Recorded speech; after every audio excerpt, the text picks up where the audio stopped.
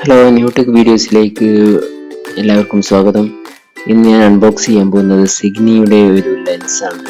60mm ഉള്ള ഒരു ലെൻസാണ്. അത് ഞാൻ ആമസോണിൽ വാങ്ങിയതാണ്.